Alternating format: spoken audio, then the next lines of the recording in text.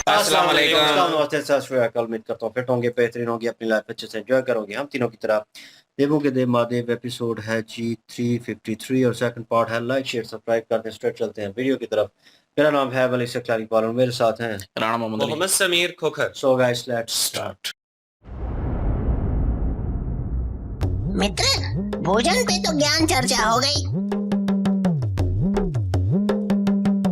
अब हमारे मन में एक और प्रश्न है। निसंकोच पूछो। महादेव भस्म क्यों लगाते हैं? त्रिशूल क्यों होता है उनके पास? व्यग्र छाल क्यों पहनते हैं? मृत्यु के पश्चात देह जलाने से सब कुछ नष्ट नहीं होता, भस्म रह जाती और यही बनती है प्रतीक हमारी आत्मा की, जो अनश्वर है, शाश्वत है। पिताजी भस्म इसलिए लगाते हैं क्योंकि भस्म आध्यात्म से जुड़ा है।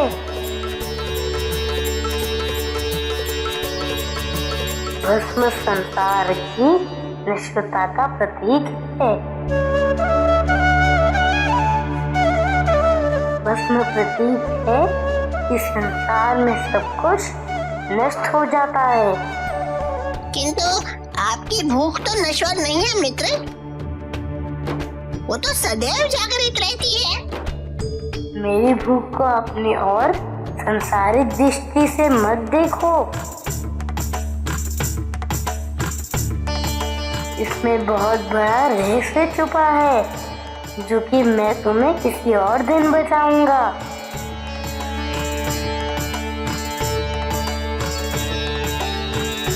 हाँ, तो दूसरा प्रश्न क्या था? व्याघ्र छाल वो पिताजी के व्याघ्र पराक्रम का प्रतीक है, और पिताजी का डमरू की धुनी से संगीत की उत्पत्ति हुई है। संगीत के बिना इस संसार की कल्पना करना संभव है क्या? उसी प्रकार क्या डमरू के बिना संगीत की कल्पना करना संभव है? कदापि संभव नहीं है। नारायण नारायण।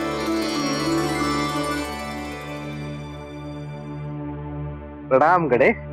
प्रणाम देवश्री। आइए। मैंने सोचा कि सभी आपकी लीला का आनंद उठा रहे हैं, तो मैं क्यों नहीं। और जब आपने संगीत और डमरू की बात कही है, तो मैंने सोचा कि क्यों ना आपके संगीत और डमरू वादन का आनंद भी उठाया जाए।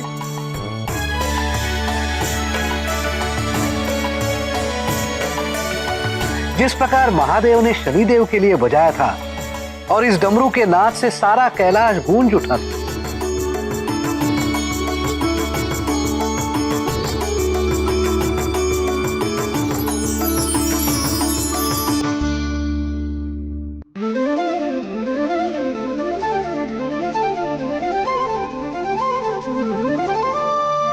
स्वामी, आपने हमारे लिए इतने सुंदर वन की रचना की। इसी वन का श्रृंगार करने हेतु हम ये पौधारोपण कर रहे हैं।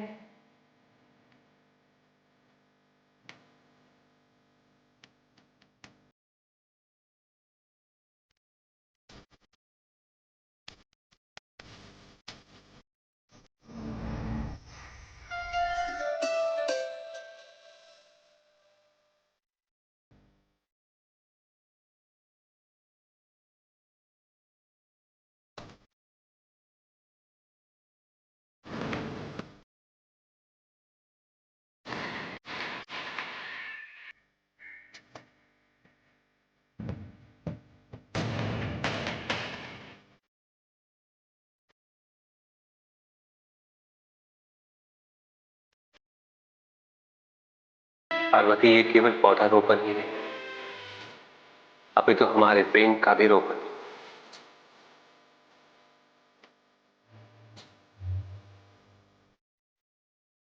ये हमारे स्नेह का वृक्ष बनेगा और इसे शिव प्रिया के नाम से जाना जाएगा।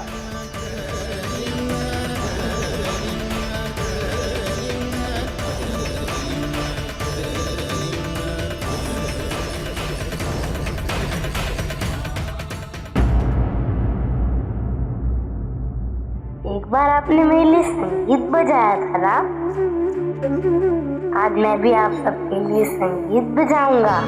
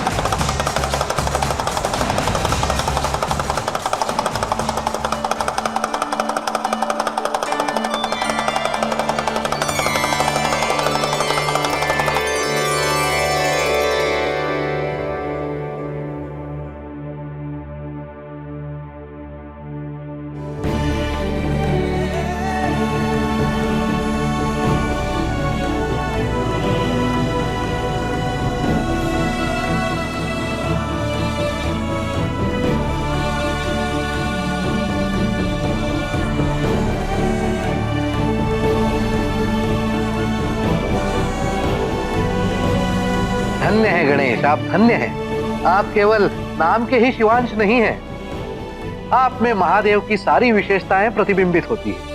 मैं जिनसे भी प्रेम करता हूँ उनके जैसा ही बन जाता हूँ,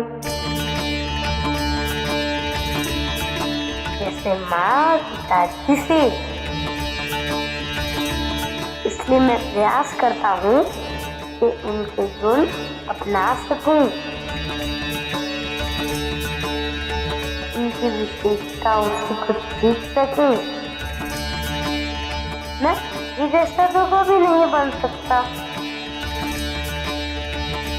किंतु जितना उनके समीप जा सकूं, मेरा जीवन उतना ही सफल होगा।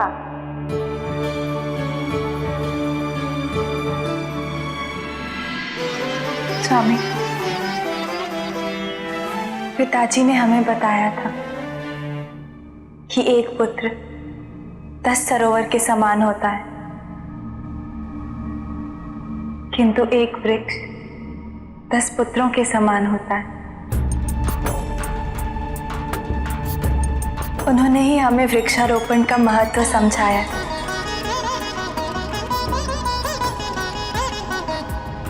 ये सत्य है पार्वती, हम इस पृथ्वी से कितना कुछ लेते हैं, किंतु इस पृथ्वी को कभी कुछ नहीं। यदि प्रत्येक व्यक्ति अपने जीवन काल में वृक्षारोपण का, उसके पालन पोषण का दायित्व उठा ले, तो ये समस्त पृथ्वी उर्वरता से परिपूर्ण रहेगी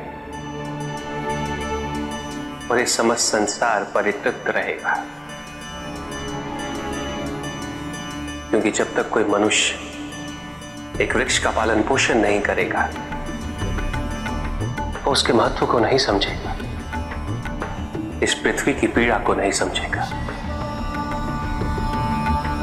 वृक्ष हमें उतने ही प्रिय होने चाहिए जितनी कि हमारी अपनी संतान स्वामी हमें शिव प्रिय को अपनी संतान की भांति पोषित करेंगे।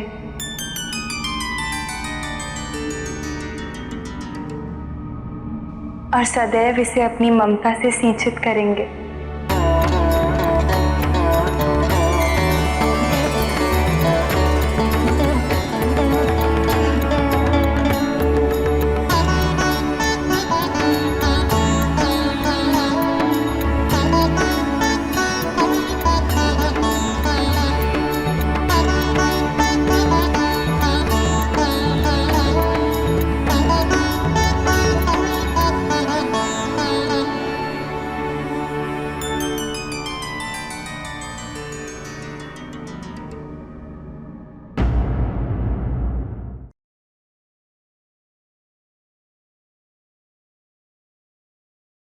जी क्या है कि एक जो है सिलसिला चल रहा है। गणेश जी वहाँ पे बैठे हैं और उनके मुशिक जो हैं वो दोस्त मित्र जो हैं वो उनसे सवाल कर रहे हैं कि भोजन के बारे में तो बहुत हो गया, अब आगे चलते हैं। और एक और प्रश्न है कि वो जो है वो रॉक जो है वो क्या नाम है, क्या बस कहते हैं, बज़म जो है वो क्यों मलते हैं अपने जिस्म के ऊपर। तो वो शिव जी उनको बता रहे थे और वो सारी सिचुएशन जो है वो सुन रहे थे उस वक़्त जब उन्होंने सवाल किया था और जवाब उनको मिला था। और वही जवाब मुझको को दिया गया कि जिस्म जो है फ़ानी है, मतलब ख़त्म हो जाना है उसने, वो नष्ट हो जाएगा, ख़त्म हो जाएगा। और बाकी जो है वो रूह जो है वो बचती है। तो रूह जो है रूह से रिलेटेड है ये बज़म जो है, उसका कलर जो है वो भी वाइट। और बाकी जो बचता है संसार में वही यही बचता है।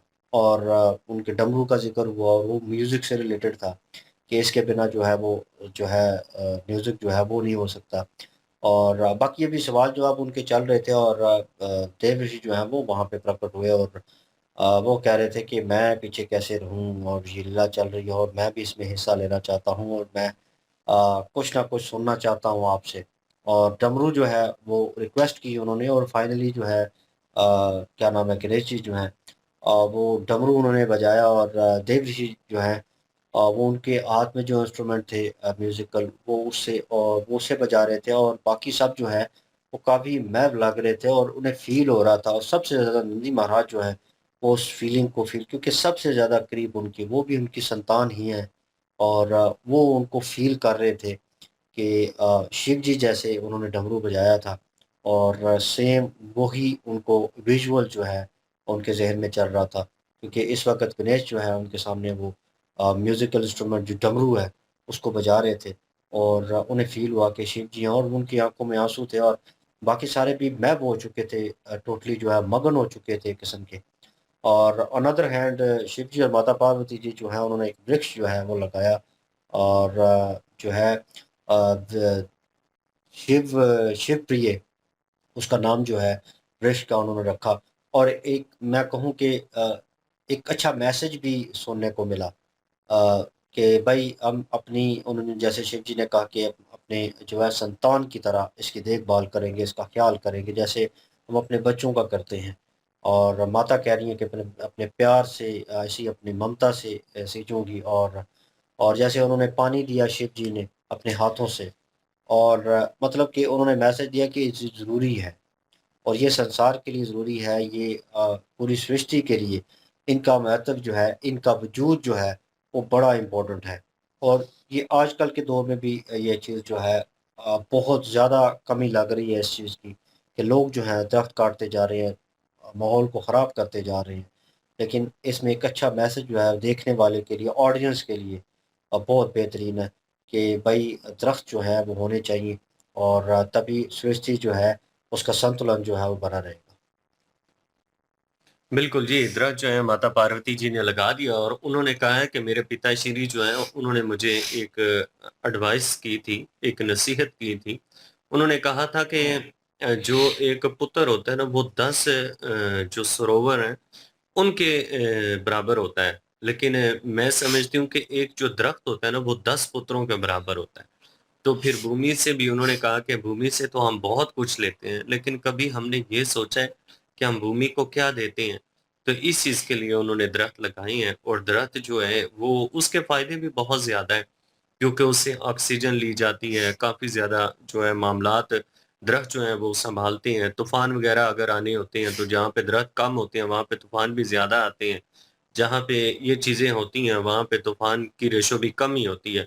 तो दरख्तों का तो फ़ायदा देख लें कि कितना ज़्यादा उस वक़्त हमें बताया गया है। तो आज के हालात में अगर देखा जाए तो ये एक बहुत बड़ी नसीहत देवों के देव महादेव जो है माता पार्वती जी की तरफ से मिली है कि दरख्त जो है वो कितने लगाना ज़रूरी है। बिल्कुल जी, ये वाक़ई एक नसीहत है कि इसको जो है फ़ॉलो करना चाहिए कि दरख्त हमें लगाने चाहिए। हमने तो सोसाइटियाँ बना ली, हमने पता नहीं क्या-क्या बना लिया, फैक्ट्रियाँ बना ली, दरख्त कम कर दिए और जिसकी वजह से जानवरों को, परिंदों को, इंसानों को, सबको नुकसान हो रहा है।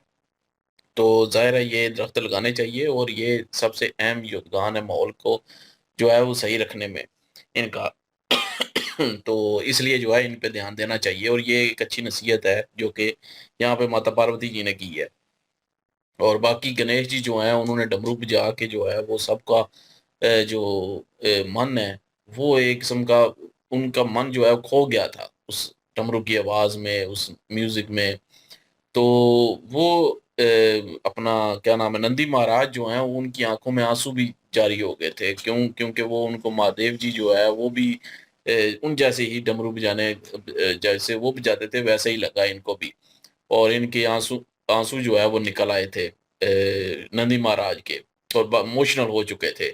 और बाकी जो है खोए हुए थे डमरू की आवाज़ में। जब उन्होंने रोका एकदम से जो है वो वो होश में आए और उनको जो है वो एक सुकून, एक राहत जो है वो मिली है इस चीज़ से। बाकी अभी आगे देखते हैं जी वो क्या नाम है उनका इंद्रदेव जी अब कैसे भंग करते हैं। वो अप्सराएँ भेजी तो हैं, तो इस पार्ट में तो नहीं आया लेकिन हो सकता है कि अगले पार्ट में वो सीन आए। वो देखते हैं जी क्या होता है अगले पार्ट में। बिल्कुल जी, नेक्स्ट पार्ट पे चलते हैं। लाइक शेयर सब्सक्राइब कर दीजिएगा। इंशाल्लाह मिलते हैं नेक्स्ट वीडियो में। अपना ख्याल रखिएगा, दुआ में याद रखिएगा। तब तक के लिए अल्लाह हाफ़िज़, पीस।